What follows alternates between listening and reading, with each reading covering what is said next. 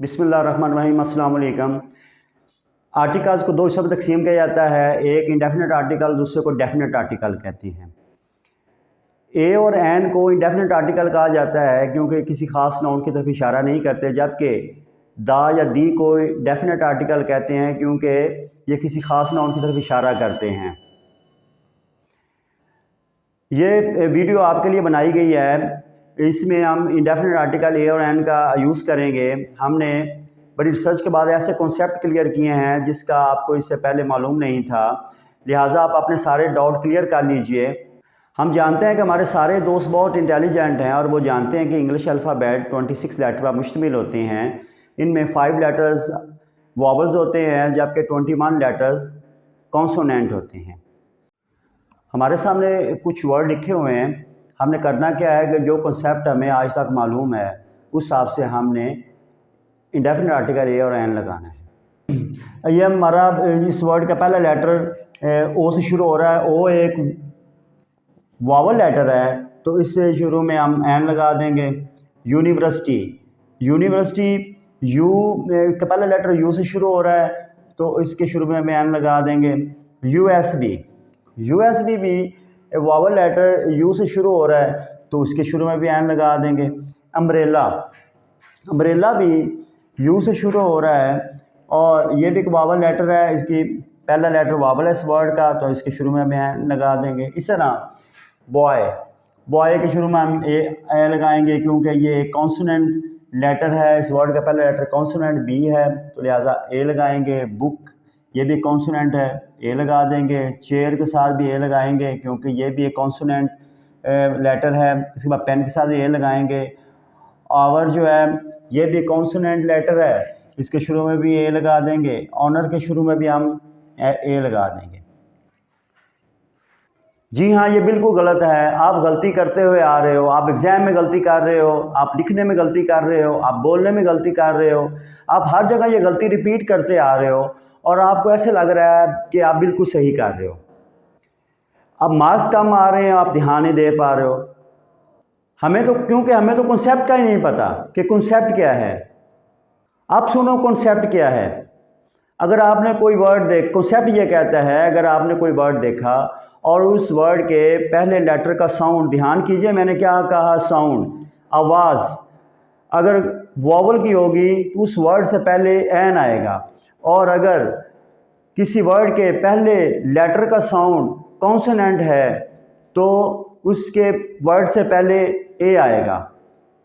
ये था कॉन्सेप्ट जो आपको पहले मालूम नहीं था। हमने जो कॉन्सेप्ट को सीखा है उस कॉन्सेप्ट में हमने ये सीखा है कि वावल लेटर्स की अहमियत नहीं है, वावल साउंड की अहमियत है।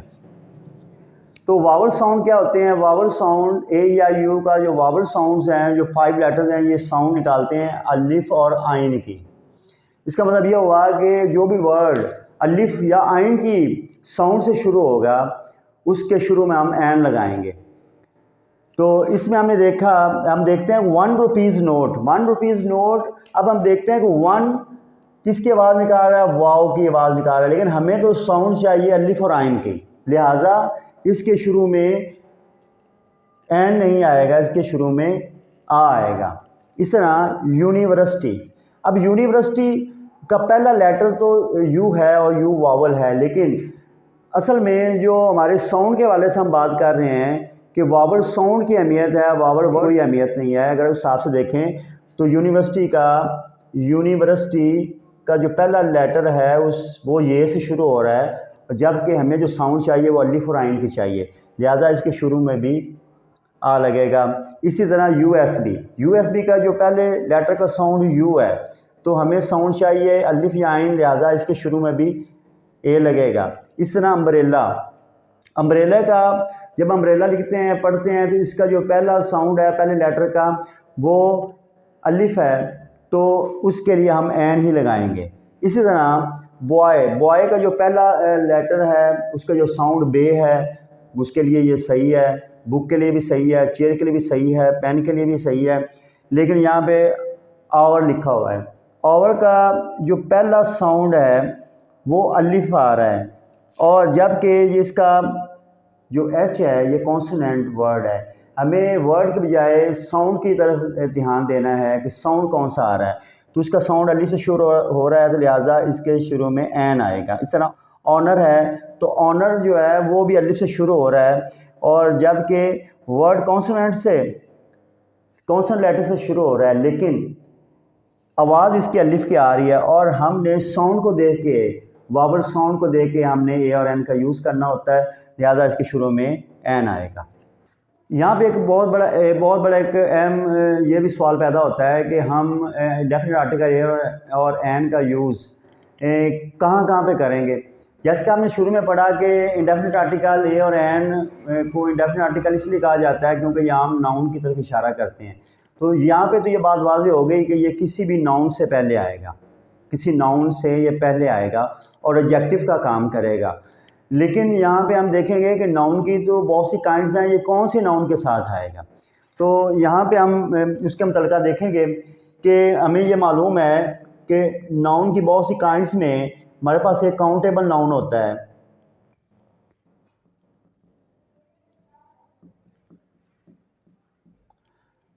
और उसकी दूसरी काइंड एक अनकाउंटेबल नाउन भी होती है।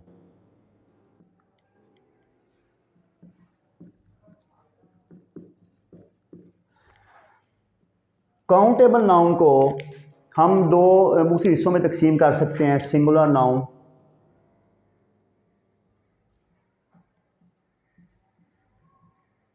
और plural nouns.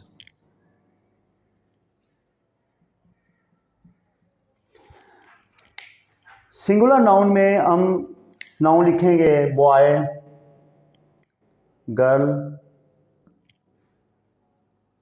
Elephant.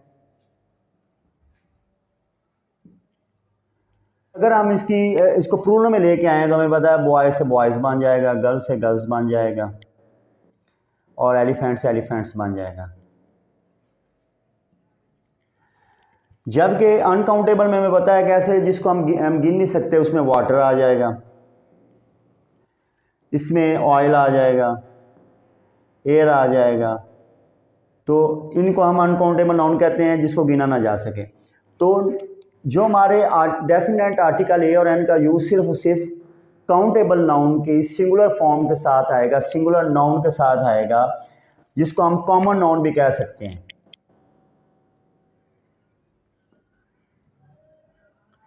Boy common noun है, गर्ल एक कॉमन नाउन है, एलिफेंट एक कॉमन नाउन है। तो हम ये यहाँ पे हमें यह मालूम हुआ कि हम इंडेफिनिट आर्टिकल ए और एन का यूज़ सिर्फ काउंटेबल नाउन की सिंगुलर नाउन के साथ कर सकते हैं या कॉमन नाउन की सिंगुलर फॉर्म के साथ कर सकते हैं, सिंगुलर नाउन के साथ कर सकते हैं।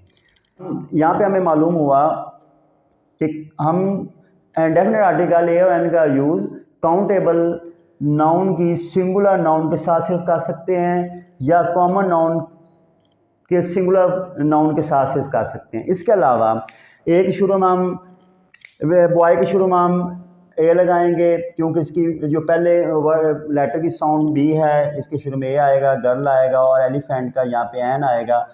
लेकिन इसके शुरू में हम ए नहीं लगा सकते क्योंकि ये पहले ही प्लूरल हैं। तो हमारी यहाँ पे सबसे पहली शर्त यह है कि काउंटेबल जो नाउन की सिंगुलर फॉर्म के साथ ए और एन का यूज़ होगा या कॉमन नाउन की सिंगुलर नाउन के साथ ही ए और एन का यूज़ होगा, क्योंकि ए और एन का जो मीनिंग है वो वन होता है। ये किसी भी सिंगुलर नाउन की से पहले ही आएगा, ये किसी भी प्लूरल नाउन से पहले नहीं आ सकता। इसी तरह अनकाउंटेबल नाउन से पहले ये नहीं आ सकता क्योंकि जिनकी गिनती नहीं की जा सकती, जिनको हम गिन नहीं सकते, उससे पहले भी इनका यूज़ वो गलत होगा। इससे पहले हम ए और एन का यूज़ नहीं कर सकते, किसी भी प्लूरल नाउन से पहले ए और एन का यूज़ नहीं कर सकते। हम सिर्फ काउंटेबल नाउन की सिंगुलर नाउन के साथ ही इसका यूज़ इससे पहले यूज़ कर सकते हैं या कॉमन नाउन से पहले इसका यूज़ कर सकते हैं। इंडेफिनिट आर्टिकल ए और एन के यूज़ के लिए हमने इसको 7 हिस्सों में तकसीम कर दिया अपने समझने के लिए। इसमें सबसे पहले हमें मालूम होना चाहिए कि किसी भी वावल जो लेटर्स हैं ए या यू पर मुश्तमिल होते हैं और उसकी जो साउंड है, उसके पहले लेटर की जो साउंड है वो अलिफ और आइन होनी चाहिए। जो भी इंग्लिश अल्फ़ाबेट के 26 लेटर्स हैं, अगर वो किसी वर्ड से पहले आ जाएं और उसकी साउंड है वो अलिफ और आइन की होगी तो उसके शुरू में हम एन ही लगाएंगे, क्योंकि हमारा जो मेन कॉन्सेप्ट वो ये है कि हमें ए या यू से लेटर से गर्ज नहीं है, हमें वॉवल साउंड से गर्ज है। तो जो भी इंग्लिश अल्फ़ाबेट के 26 लेटर्स में जो साउंड अलिफ और ऐन की देगा उसके शुरू में हम ऐन ही लगाएंगे।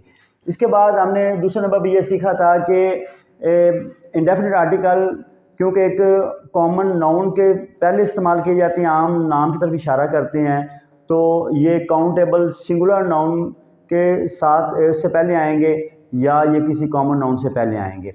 इसके बाद हमें ये मालूम हमने किया कि ए और एन का मतलब क्या होता है। ए और एन वन किसी एक चीज़ की तरफ इशारा कर, एक सिंगुलर नाउन की तरफ इशारा करने के लिए इस्तेमाल करते हैं। इसके बाद ए और एन एडजेक्टिव होते हैं जो किसी भी कॉमन नाउन या काउंटेबल नाउन के सिंगुलर नाउन से पहले लगाए जाते हैं। इसके बाद पांचवा जो हमारा नंबर था वो ये था कि ये किसी भी नाउन में अमूमियत पैदा करने के लिए इस नाउन से पहले लगाए जाते हैं। जैसे आ बॉय से मतलब है कि एनी बॉय, कोई भी लड़का। इसमें हमें पक्के लड़के का बॉय का मालूम नहीं है, कोई भी लड़का हो सकता है। एन अम्ब्रेला, कोई भी छतरी हो सकती है। इसके बाद प्रॉपर ये किसी भी ये ए और एन किसी भी proper noun, material noun, abstract noun या अनकाउंटेबल नाउन से पहले नहीं लगाए जा सकते। जैसे कि प्रॉपर नाउन में लाहौर है तो लाहौर से पहले आ लाहौर नहीं लिख सकते, आ गोल्ड नहीं लिख सकते, एन ऑनेस्टी नहीं लिख सकते और आ वाटर नहीं लिख सकते। हम इनको नहीं लिख सकते क्योंकि ये किसी भी प्रॉपर नाउन से पहले नहीं आ सकता, किसी भी मटेरियल नाउन से पहले नहीं आ सकते, ये किसी भी एब्स्ट्रैक्ट नाउन से पहले नहीं आ सकते, किसी नाउन से पहले नहीं आ सकते। ए और एन सिर्फ और सिर्फ काउंटेबल सिंगुलर नाउन और कॉमन नाउन सिंगुलर से पहले ही आएंगे। इसके बाद ये किसी भी अकेले एडजेक्टिव के साथ नहीं आएंगे। मिसाल के तौर पर मैं यहाँ पे लिखता हूँ ही इज़ गुड, ये सही है। यहाँ पे ही इज़ गुड लिख सकते हैं, लेकिन अगर हम इसको लिखें ही इज़ आ गुड तो ये यहाँ पे गलत हो जाएगा। यहाँ पे ये सही है और ये गलत हो जाएगा, क्योंकि हम इंडेफिनिट आर्टिकल किसी भी एडजेक्टिव से पहले नहीं लिख सकते। अगर हमने एडजेक्टिव से पहले लिखना है तो उसके साथ नाउन आना ज़रूरी है। अगर हम इसको सही करना चाहते हैं तो हमें यहाँ पे ही इज़ आ गुड बॉय लिखना पड़ेगा, हमें यहाँ पे कोई ना कोई नाउन लेना पड़ेगा। तो यहाँ पे हमने 7 मेन चीज़ें सीखी हैं जहाँ हमने इंडेफिनिट आर्टिकल का यूज़ अच्छे तरीके से कर सकते हैं।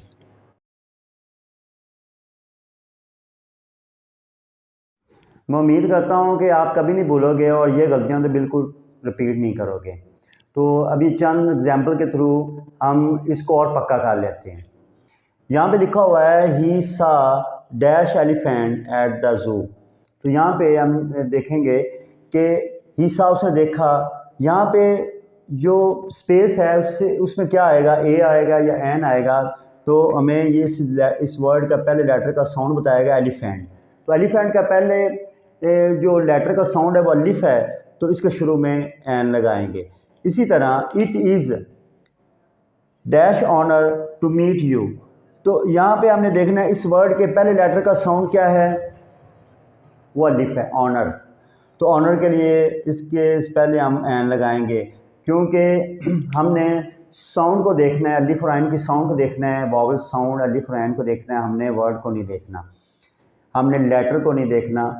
लेटर के पहले वर्ड की साउंड को देखा जाएगा, ना कि वॉवल लेटर को देखा जाएगा। इस तरह शी होल्ड्स, यहाँ पे एम में है। अब एम में देखने में तो कॉन्सोनेंट लेटर है, लेकिन जब हम इसकी साउंड को देखते हैं तो एम ए अलिफ की आवाज़ दे रहा है, तो इसके शुरू में हम एन लगाएंगे। इस तरह they need dash oven for their new house. तो यहाँ पे ओवन जो है वो अलिफ की आवाज़ दे रहा है, तो हमें यहाँ पे एन लगाना पड़ेगा। बुर्तुज़ा लाइक्स टू ईट, ऑरेंज है, इस वर्ड के पहले लेटर का साउंड ओ है, तो हमने इसके हिसाब से एन लगाएंगे। But does not like to eat. यहाँ पे इस वर्ड के पहले लेटर का जो साउंड है वो बी है, तो बी बे से शुरू होता है, इसके शुरू में हम आ लगाएंगे। ही लाइक्स टू नीड, यहाँ पे बुक है, इस वर्ड के पहला जो लेटर वो बी है, जो कॉन्सोनेंट है और साउंड भी कॉन्सोनेंट है बे की, ज़्यादा इसके शुरू में हम ए लगाएंगे। एंड लाइक्स टू राइट, और ये जो वर्ड है इसके पहले लेटर का जो साउंड है वो अलिफ से शुरू हो रहा है आर्टिकल, तो इसके शुरू में एन लगेगा।